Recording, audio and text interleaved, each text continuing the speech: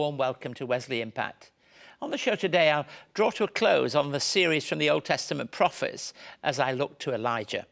And we take a look at Wesley Mission's legacy of Lifeline through one very unique, gifted and long-standing volunteer. And I also meet the author of Australian Christian Book of the Year, Anne Fogarty. It's 30 years since Ash Wednesday bushfires, one of Australia's worst natural disasters. On February the 16th, 1983, 75 people died and more than 2,600 people were injured in the fires. Anne suffered burns at a very high level of 85% of her body when she was hit by a fireball near her home in the hamlet of near rural Victoria. Anne's extraordinary story of survival is detailed in her book Forged with Flames. Anne, good to have you on the show. Good to be here, Ken. And you share that common Lancashire heritage in the north of England. I do. And look, when you left there, I mean, I don't think people will quite grasp this, but it was a big move to leave rural Lancashire, if you like, to go down to London, you know. That in itself was a big move. You went to be a nanny there. I did, and it was a huge difference coming from a little country village going to a big capital city. Yeah, I know that they sang about Lowry going down from the smoke of the north to the big London, you know. It was a big, big thing. Look, how did you come to call Australia home then? Well, when I was working in London, I met my future husband who was Australian, who'd come over just for 2 years. And we fell in love, and he said, if you want to marry me, you have to come back to Australia. So I was so in love, I said, that's no problem. So that was the deal. That was the deal, Okay. And that was fine. So how did you adapt to your new life? And I think that you went in a way to a smaller community, didn't you, when you came here? I did, yes, just a small community in Victoria. But a lot of things were the same, but a lot were very different. I was a very reserved, shy Lancashire lass, and I couldn't get over how open and friendly Australians were, and I found that very daunting in the beginning. Just the wide open spaces, so many things that were different and that I had to get used to. And speaking approximately the same language. Yes, that was a big plus. It all began as a very normal day. On that day when very soon you knew you were in imminent danger. Try to help us understand that. Yes, it was very hot right from the beginning, so it was sort of an extraordinary start to the day, but it wasn't until later in the day when we lost all the power and we lost the phones that you just got a sense that something was happening. And then out of our kitchen window I could see the back of the bush and I could see smoke rising up, and I knew that wasn't good. So that became something that would be so powerful. You had to protect your own children, your two girls, didn't you? Well, I did. My husband couldn't get home. They'd put up roadblocks and I had no way of knowing where he was because I couldn't ring him. So it was my responsibility to look after the girls, which was very daunting and very terrifying. Well, look, I'm just going to stop it there because we're going to talk a little more depth about that in just a few moments. Today's performer, Steve McPherson, regularly sings on the show, and he's chosen a song to highlight something of what we hope will come out of this conversation, and certainly comes out in Anne's story. It's the theme of hope of the world.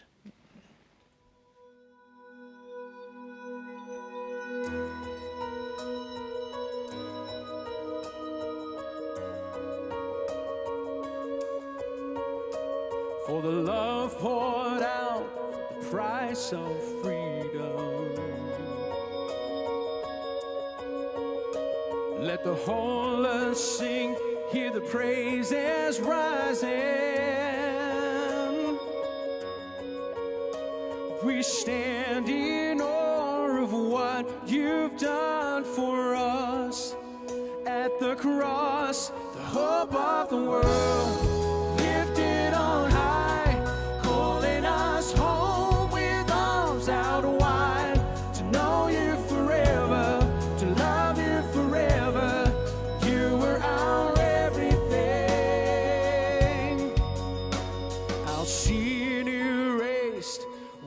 Forgiven.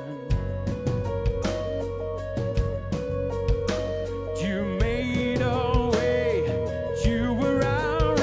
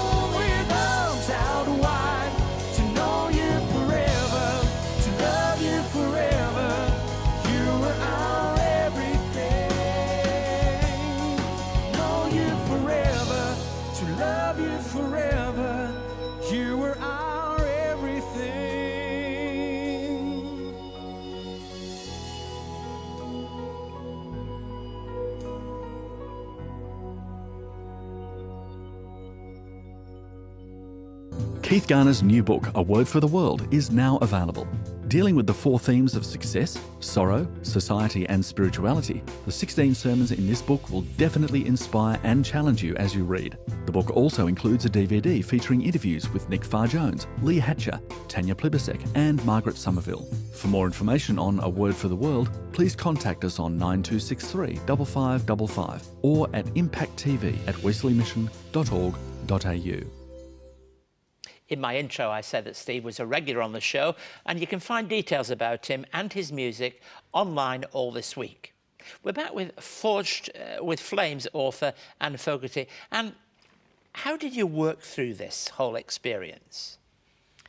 Well, I had one idea of God before this happened to me, and now I've got a completely different one. I did feel, if I'm honest, very abandoned and betrayed by God on the night. I felt so sure he would keep me safe. But at the same time, I just couldn't deny his presence everywhere. So I had to work that through. And I've realised that my idea of God wasn't what God was like. And that's good, because it's helped me to grow in my relationship with God. And that accords really with that comment that you make, which is somewhere along the lines that, you know, there's no fairy tale ending to this book. And I think some Christians do live their lives as though it's all going to slip into place and it's got a happy ending. And I think that you make that clear, that it's not just about a fairy tale ending. No, I think it's about a relationship with God. It's about a journey through life and growing and finding things to be hopeful about, finding blessings out of things that have been terribly hard. I mean, we'd all love a fairy tale ending, but very few of us get it. But life can still be really good without the fairy tale ending. And if I can say this, I think that you back home, your mom is still alive and your family would have never believed that you were writing a book of the year and all of that kind of thing, would they? This very challenging experience has thrust you, if you like, into opportunities too, hasn't it? Well, it has, and I sometimes have to pinch myself and think, I can't believe I've written a book either. But it's just wonderful, and I think that's God taking everything that's happened and just turning it around and making it a blessing for me and hopefully for other people as well. You were, these are hard things. Nearly the whole of that year you were in hospital. And I know, I'm looking at these notes because I want to be sure they're the right figure. You were resuscitated 50 times on that road to recovery. Is that the right figure? Well, it was actually over 50 times. They lost count, I think, in the end. But it makes me realise how much I'm meant to be here and how much the nurses and doctors put into keeping me here. And did it give you a consciousness that there were people looking out for you, being concerned for you, but perhaps also that God was there looking out for you? I think he was. I mean, as extraordinary as it sounds, all the time I was in intensive care, which was nearly 3 months, I could actually see an angel sitting in the corner of the room. So I think that to me was God's presence loud and clear. Let me come back to something you said earlier now, in the light of what you've described. You said your understanding of God changed. What is the fundamental difference between before and after? Well, I think I expected God to be just like a father who indulged his children and gave them everything they wanted and made life really easy. And I've realised now that it's not that at all. It's a real relationship. I think that's the difference. It's a real relationship with its ups and downs and difficulties and struggles. But there's been some really exhilarating moments through that journey. In this book, you're in a way, you retrace the journey. Do you find that hard to do? Because, you know, when you're telling a story of 30 years before, you go back into it, don't you? Well, you do, and there were times when I really didn't want to do it because I'd pushed a lot of things really deep inside myself. And to be able to write about them, I had to bring them up into my head and think about them. And I just found that excruciatingly difficult because I was feeling it all over again. You were delving in the past, if you like, really, didn't you? Yes. What's the main message that when you're invited to speak somewhere or talk about your book, what's the main thing that you want to communicate? I want to say never give up, because life can be so beautiful and hold so many extraordinary things, and you couldn't believe it could when you're struggling through difficult times, but it actually does. And sometimes the more difficult and challenging the experience, the greater the lesson, really. I think it is, and someone once said to me, to the depth you feel sorrow, that's the depth you will feel joy. And I have to say that's true in my life. And you say your relationship with God has become more meaningful through this? Oh, absolutely. I don't think I'd be sitting here today in my right mind without my relationship to God. He's just been my rock. He's just always been there to turn to.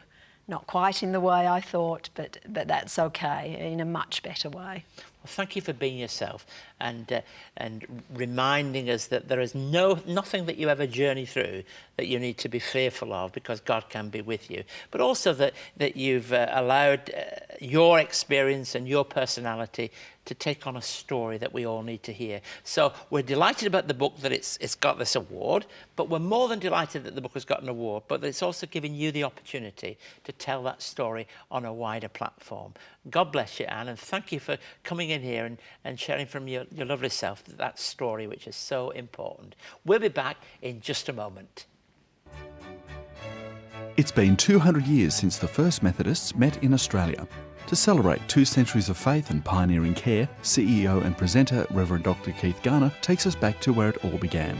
But we don't begin here at the heart of London. We begin in a town in the north of England. In this fascinating narrative, Reverend Garner chronicles the history of the life and times of the founder of Methodism, John Wesley. This fresh and thought-provoking documentary takes us on a journey throughout the United Kingdom, beginning in John Wesley's hometown of Epworth. John Wesley was born here on the 17th of June, 1703. This 1-hour DVD travels onto his education years and beginnings of social justice in Oxford, to his final years in London. For more information on John Wesley, the man and his mission, call 02 9263 5555 or email us at impacttv@wesleymission.org.au. This year we've celebrated the fact that Lifeline, which began at Wesley Mission, is 50 years in operation. And what better way to show our work than through the dedication of one of our hard-working volunteers. Andrew Downey was awarded the Order of Australia Medal in the Queen's Birthday Honours List this year for 30 years of service. Let's take a look at his story. Hello, this is Lifeline. Can I help you? My name's Andrew Downey. I'm a Lifeline volunteer. My first involvement with Wesley Mission was in 1971. I enrolled in the Lifeline training course, which was then run here at Wesley Mission round in Pitt Street. And so I did what was then a 3-month training course and started working for Lifeline, taking calls. The technology changed a lot over those years, mostly for the better, but for me the fundamental problem was that a telephone system was introduced that I couldn't operate because of my blindness. The buttons changed their spots, so to speak, and I didn't feel confident to be taking calls. The call sheet is central to being able to record the information that's necessary. And when I first was invited to go and have a look at it, I thought that it probably wouldn't be a huge task to fix it. My day job involves looking at web page code, so I spent a Saturday writing sample code for the developers. It provides Lifeline with counsellors who otherwise wouldn't be able to do the work, and it provides people who otherwise couldn't do the work with a way of contributing to society, and that's important. Social expectations of people with significant disabilities are still fairly low, so when I do fairly ordinary things, people say, well, isn't that amazing? It's only amazing, I think, because people don't believe it's possible. The volunteer is the heartbeat of Lifeline. Lifeline nationally took over 540,000 calls last year, It's the most they've ever taken. Most of our crisis supporters will be on a 4-hour shift, and they'll probably take anything between 4 and 8 calls in a shift. The type of person that comes in to volunteer for Lifeline is a very special type of person. It's great. I really appreciate the fact that Alan Walker and Wesley Mission started Lifeline. It's a huge resource for people in distress. Personally, it's been one of the privileges of my life.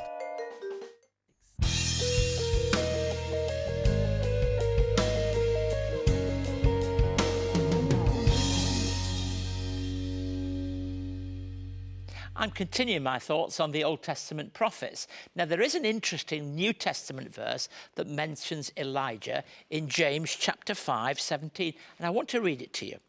Elijah was a human being even as we are.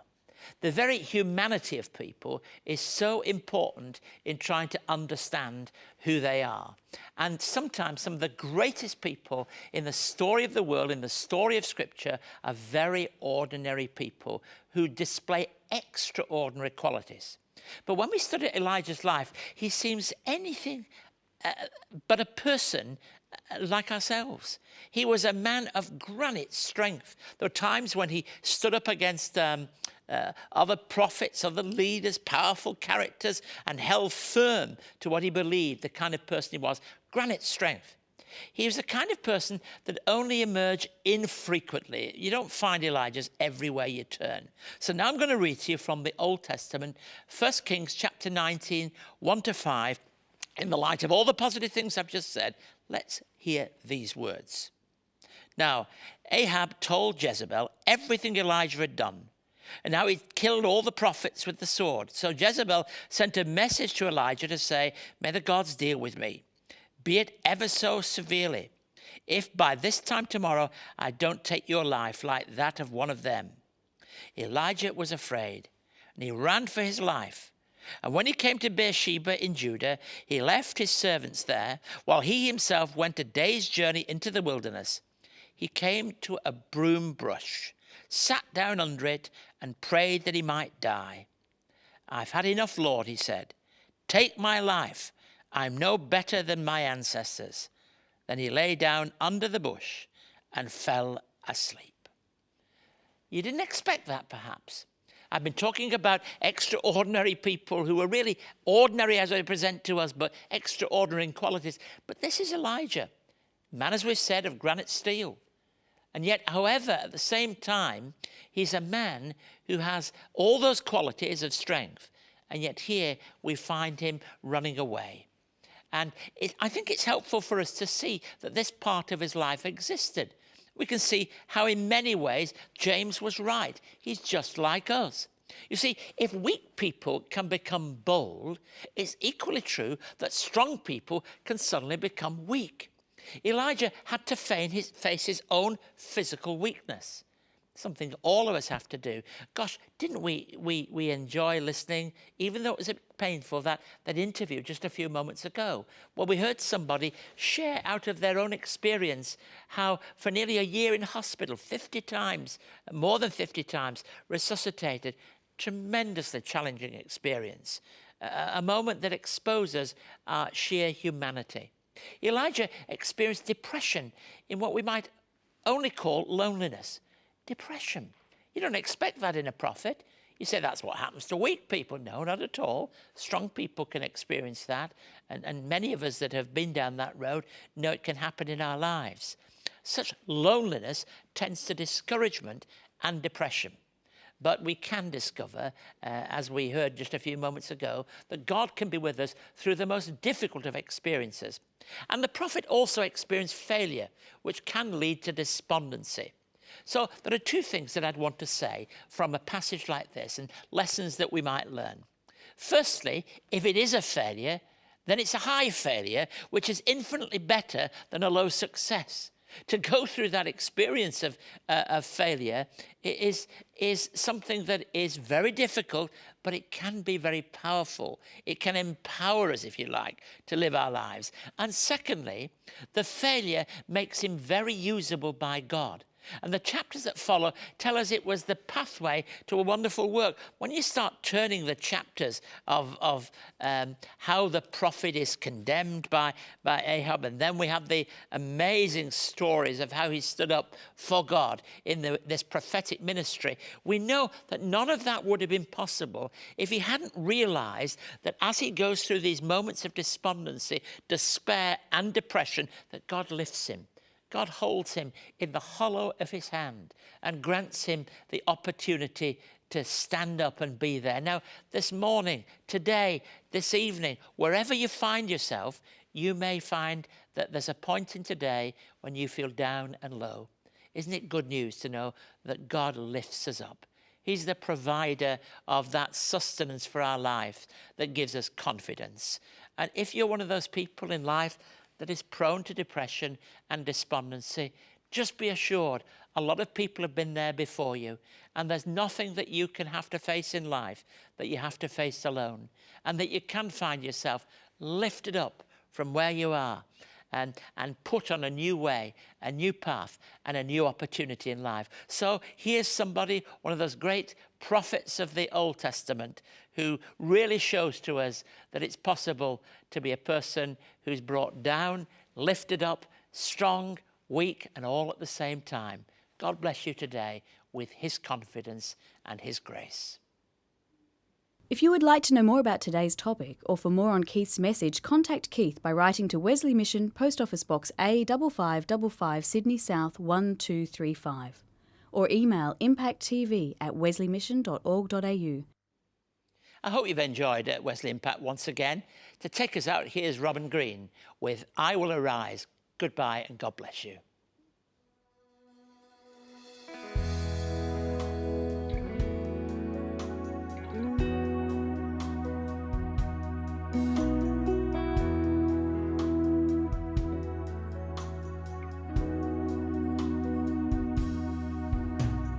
I know that there are mountains I must climb, more valleys to go through, but my trust is in you, Lord.